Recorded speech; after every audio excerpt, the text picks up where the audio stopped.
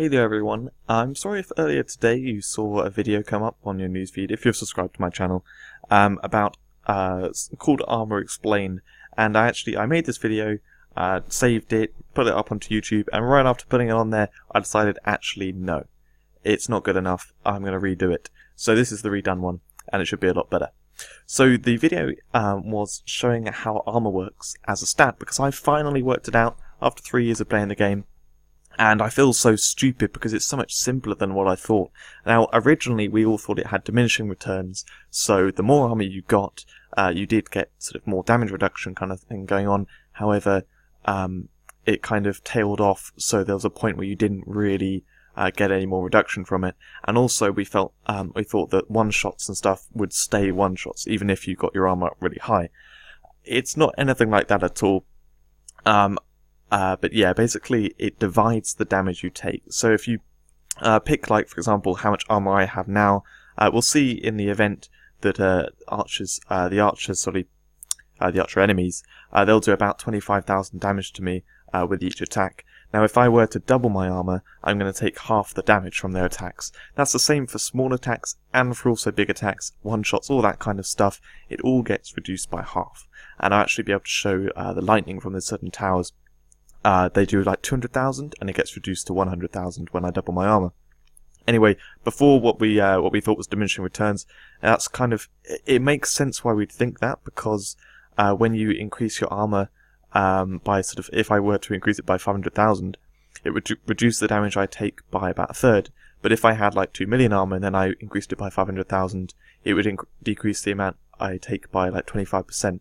So by increasing if I were to put on sort of jewels and like increase it by a small amount, that makes less of a difference the more armor I have.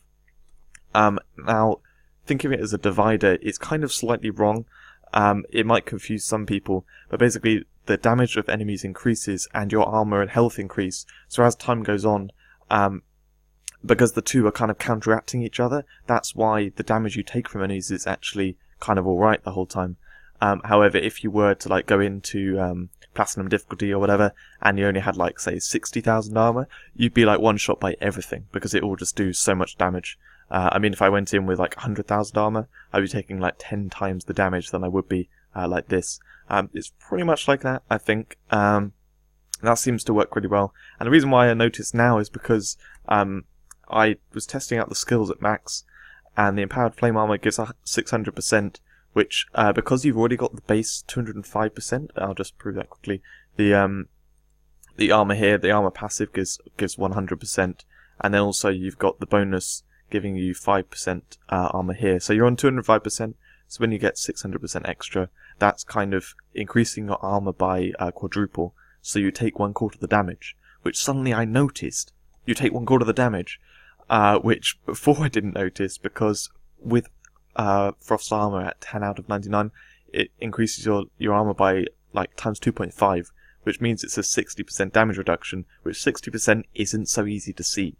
So anyway, we're going to clear these enemies out quickly, and I will get to the second stage of the fight. Oh, I'm not particularly strong. I should be able to do this, okay? Yeah. Anyway, I haven't really got my skills set up properly. But yes, so we're going to use these archer guys, but we'll do it at the boss fight, just because I find that easier to show it. And bang, there we go. Oh, come on, there we go. Okay, so the archers are going to appear over here, and basically what we're going to look at is the damage numbers on me when I get hit by the archers. There'll be green numbers which come up, and yeah, got hit there. Okay. Alright, so if I walk by where the archers are, if you watch here, I'll be taking around about, when it shows the numbers, 25,000, like low 20,000s, that kind of thing. And yeah, that's what I'm taking. Now I'm going to quickly pause the video, and I'm going to double my armor. So yeah, we saw it was about 1 million. So now I've just doubled my armor. If you're interested in how I did that, it was with the PvP wings. I massively bumped those up. That just literally adds on armor, it doesn't really add on anything else. So yeah, now you'll see, look, I'm taking about 10,000 now. There's the occasional, is that 20,000? Anyway, basically it's like around about 10,000 if you look at the numbers when I get hit by the arrows, which isn't the most obvious thing. But yeah, it'll be a little over 10,000 because, like I said, it was about 25,000 before. If I get hit by these lightning tower guys, oh, I need to wait for the lightning now. Come on, where's lightning? I'll go walk in it. Ah, now it's going. Okay, if I get hit by this, it should say about 100,000, which, if you take my word for it, it was like 200,000 before. So now I'm going to use the flame armor buff, which will quadruple my armor to about 8 minutes, 7.5 minutes, there we go. So now when I get hit by them, it's doing about 2,500 to 3,000 damage, which, oh no, I'm actually killing off the enemies, but yeah, if I wasn't killing off the enemies, if you watch it, it goes from like sort of just over 15,000, well sorry, towards 15,000 to around about 3,000 or something like that. Now the buff only actually goes on for 10 seconds, so I don't have much of a window to really show it, but I hope you're seeing the numbers quite clearly here. Come on, attack me. Yeah, as you can see, they're drastically reduced. They bounce around a lot. They vary a lot, I mean. But you can see here it's around about 2,500, just over. Which should be clear enough to show. So what this means is that actually the damage reduction you get from flame armor is 60%. And if you level up to maximum, it is 75%. The only difference about this kind of damage reduction, I'm calling it percentage damage reduction because that's the easiest way to kind of visualize it. If I just say, oh, it's times 2.5 your armor, you wouldn't actually kind of know. You want to know percentage. And so it's like a 60% damage reduction and then a 75% damage reduction if you max it. However, it doesn't stack with other damage reduction buffs. For example, if we look at Scourge, where's Scourge? Scourge here. The Decrepify skill, this adds a sort of party defense buff of 25%, which with this flame armor, it's not going to stack directly. So you've got the 60% damage reduction from the flame armor, so you'll be taking 40% of what you normally would. Then you've got the 25% damage reduction of this off that 40%, making you take about 30% the usual damage. If you compare that to the Protector skill on Knight, which adds 60% damage reduction, that will stack with the Scourge buff. So it goes from 60% to 85%, and then that's literally what you take. So you'll be taking 15% damage, which is, as you can see, the stacking works quite nicely. So you're actually taking half what Wizards would with them stacked together. So that is pretty much everything I wanted to say in explaining this, how it works and stuff. And hopefully that should make it actually really simple. When you look at people's armor, you now know kind of how much difference it will make in combat. I mean, one of the annoying things in PvP and stuff when you look at someone else is you can't see their health, and that makes a huge difference. Something like PvP health from Battle Wings, you can see here it's like in the hundreds of thousands if they're really high.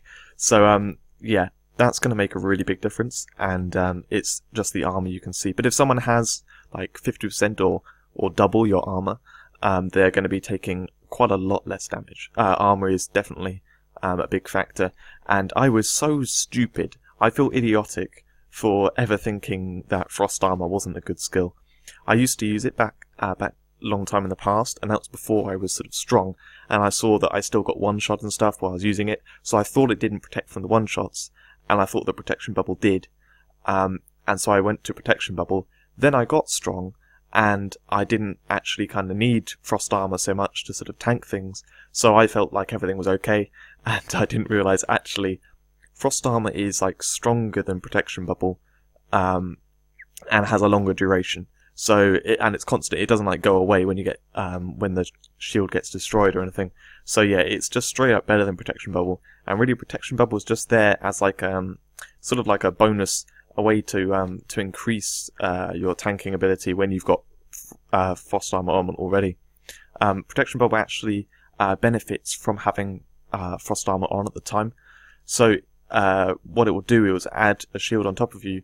Worth a certain percentage of your health. If you have it maxed, it's 150%, and that will be taking on your armor stat at the time. So if you quadruple your armor, then that's 150%, but with the armor buff, taking, in this case, it would be quarter damage because of I've got that. But anyway, basically, if you use the two in combination, it's incredibly good for tanking for the duration of the protection bubble. And I think really that's what protection bubble is meant to be used for. It's not meant to be used as a standalone skill, whereas Frost Armour is the sort of reliable standalone skill. Anyway, that is everything that I wanted to say about that.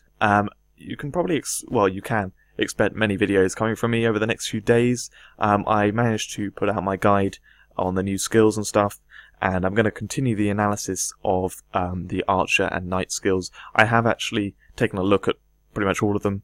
It's just the case of actually writing down all the analysis, which takes a lot longer than I thought. So I'll write down that analysis stuff. I'm going to be bringing out over the next few days videos showing the new advanced skills for each class, as well as talking about a couple of the other skills which have got big buffs. Just kind of noting them really more than actually showing them. And then, yes, after that, I'll be moving on to Dragon videos. So it's going to be a constant stream of videos from me, hopefully. And, yes, the Dragon videos they're kind of ready to do. It's taken me ages to get around to doing it because there was various festivals and other stuff in my life, which then delayed everything. But they're ready to do, and it's just a case of actually doing them and then kind of staggering them out. I was planning to bring out one sort of every day or every other day. I'll see, and I've got to write out that guide. But anyway, that's it from me. I hope you enjoyed the video. And actually, next, yes, I'm going to be doing the skill runes, the new skill runes for each one. So that should be coming out roughly the same time as this video, really. But yeah, thanks very much for watching, and I will see you in the next video.